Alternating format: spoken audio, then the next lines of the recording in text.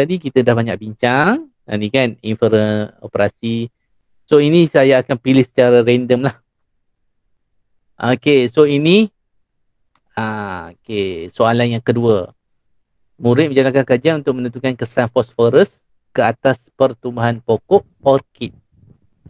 Okay, jadi apa yang kita nak lihat kat sini?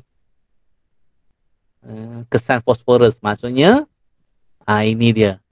Ini PB. Awak terus bila baca soalan, awak gariskan.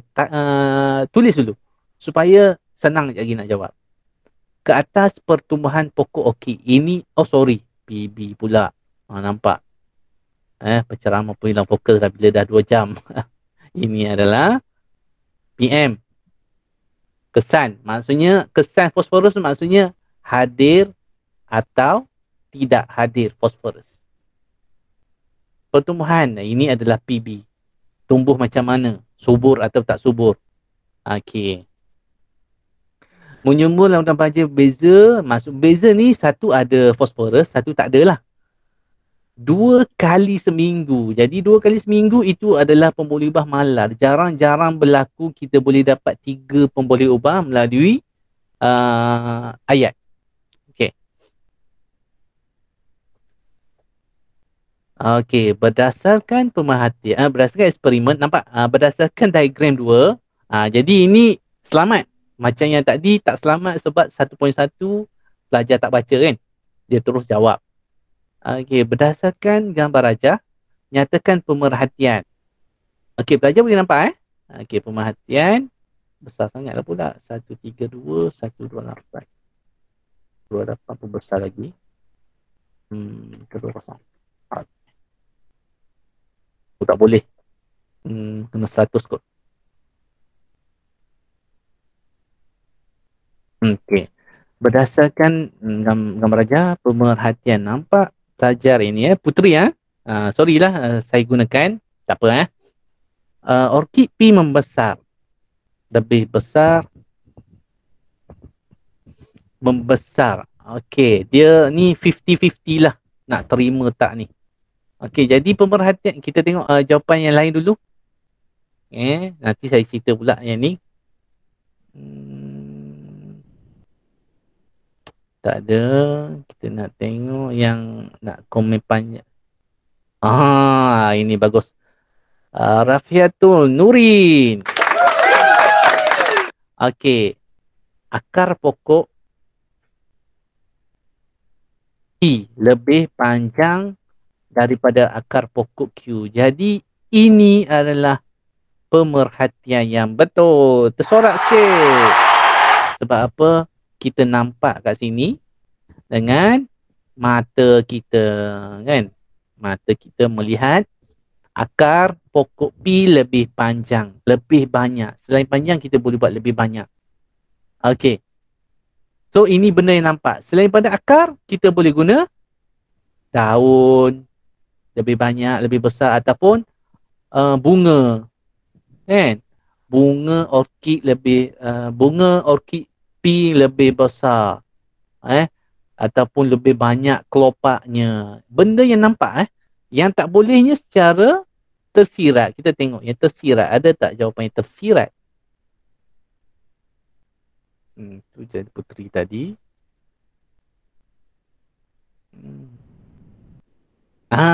Ini dia. Nampak dah kena. Sorry saya gunakan Nurin Najiha. Bukan nak aibkan ke apa, tapi kita ambil contoh supaya sama-sama belajar jadi pokok orkid P. Apa masalah dengan jawapan Nurin ni? Sebab ini adalah tersirat.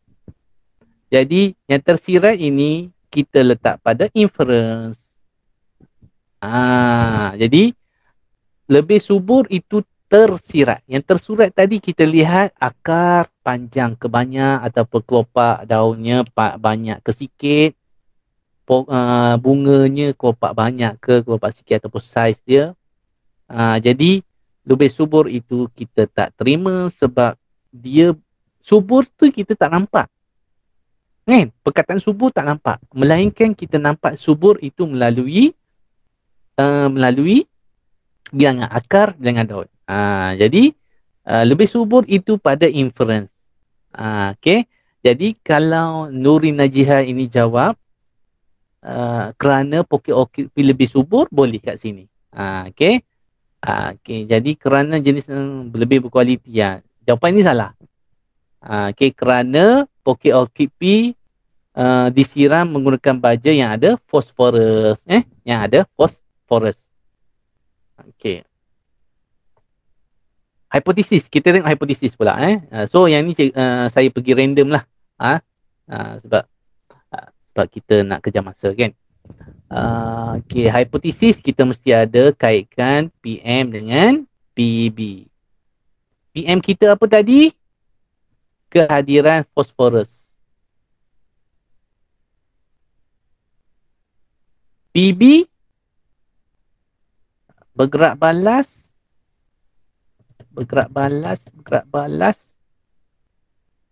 Apa tadi? Allahu Akbar. Bilangan akar. Okey. Pertumbuhan. Okey. Sama-sama dah lari fokus pertumbuhan pokok orkid kan. Okey, jadi kaitkan dua tu. Ataupun awak nak guna yang pembuli ubah nampak, iaitu bilangan akar tadi, bilangan akar, daun dan sebagainya lah. Okey, jadi kita kaitkan dua tu. Kita tengok jawapan pelajar ni. Jika jenis baja berkualiti menjadi subur. Okey, jadi kat sini kita tak guna baja berkualiti. Kita guna fosforus ataupun ada ataupun tidak. Nampak kat sini dalam soalan.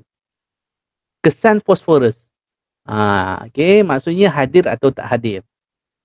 Okey, jadi hipotesisnya kehadiran fosforus ataupun jika pokok disiram dengan baja yang ada fosforus, panjang sikit lah, maka pokok itu akan subur ataupun pertumbuhan pokok itu akan baik ataupun bilangan akar akan menjadi banyak. Nampak? Jelas. Dia tak boleh baja yang baik mempengaruhi pertumbuhan pokok. Kenapa? Itu adalah secara am. Jadi nampak kat sini pentingnya mengenal pasti pembuli ubah, manipulasi dan bergerak balas. Apakah faktor yang dimalarkan? Salah. Jadi yang dimalarkan apa tadi? Kita malarkan bilangan hari kan. Nampak kat sini. Bilangan, 2 kali seminggu. Bilangan kekerapan siraman. Okey, kekerapan siraman 1. Lepas tu kita ada tempoh masa kan 2 bulan. Dan yang paling penting jenis pokok. Digunakan pokok orkid kan. Tak bolehlah awak guna sini pokok orkid. Orkid sini awak guna pokok pokok rambutan, tak boleh. Jadi jenis pokoknya mestilah sama. Okey. Okey, kita tengok jawapan yang lain. Cuba tengok jawapan nasib-nasib ni mana kita tengok sikit-sikit.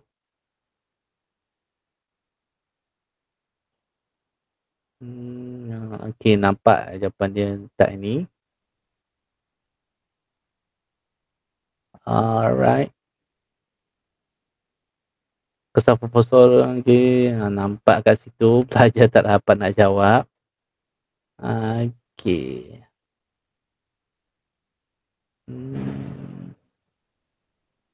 Alright, sini. Semakin berkualiti baja. Nampak? Macam saya cakap tadi, hipotesis pelajar suka guna semakin kan? Nampak sebab daripada sekolah rendah belajar semakin. Tak semua boleh semakin. Okey, jadi berdasarkan jawapan ni, nampaklah banyak lagi perlu dibaiki pelajar-pelajar. Jadi sila banyakkan latihan dengan cikgu-cikgu. So harap-harap hari ni dapatlah awak dapat kemahiran ini, seterusnya membetulkan apa yang salah, yang boleh ditambah baik untuk SPM nantilah. Okey. So yang C ni kemahiran meramalkan. Pokok tiba-tiba tidak akan berkembang dengan pesat. Betul lah, maksudnya tidak subur lah. Jadi ini kemahiran meramalkan. pokok okey tersebut tidak akan subur. Boleh. Kita cuba tengok soalan terakhir lah. Soalan terakhir. Okey, kita tengok soalan yang ketiga ni. Cuma dah tak ada dalam silibus ni. Kereaktifan logam. Tak boleh lah sebab dah tak ada dalam silibus. Nanti awak jadi pening pula. Okey. Ada nak tengok. Ada nak suruh paparkan jawapan dia? Ada permintaan? Kalau ada, saya akan paparkan. Sebab ada 24 ni. Nak tengok satu-satu memang tak sempat. Ada tak? Kalau tak ada, kita pergi kepada kesimpulan lah. Tak ada? Tak ada. Tak ada. Tak berani. Ni semua yang saya dah save. Nanti saya akan share kepada cikgu lah. Supaya dapat buat discussion dengan lebih mendalam dengan pelajar. Okey, kalau tak ada, untuk definisi secara operasi, okey. Banyak contoh kat sini tapi contoh saja tak mencukupi. Awak kena tengok daripada awal pun boleh ubah semua tu. Cuma ada 4 komponen tadi, harap-harap dapatlah. Okey, jadi untuk bahagian A kira selesailah kita cover. Okey, sebagaimana yang diminta oleh cikgu. Jadi bahagian B ni banyak akan membaca, memang kena baca habis isi kandungan form 4, form 5 nantilah. Awak sekarang baru form 4 kan. Jadi bahagian B ni dia fakta. Dan ada yang baru, kemahiran reka cipta. Jadi untuk reka cipta tu pun sebabkan SPM silibus baru bermula tahun ini, jadi tak ada contoh yang betul lagi lah. Tak ada contoh sebenar. Tak ada contoh sebenar untuk mereka cipta. Tapi jangan risau. Itu 3 markah tu dapat 1 markah jadilah. Mereka cipta 3 markah. Lain-lain semua fakta. Betul fakta awak jawab betul, betul lah. Macam bahagian A 20 markah nampak tadi banyak teknik. Kan? Banyak teknik-teknik daripada pemboleh ubah sampailah definisi secara operasi yang betul-betul mencabar tadi.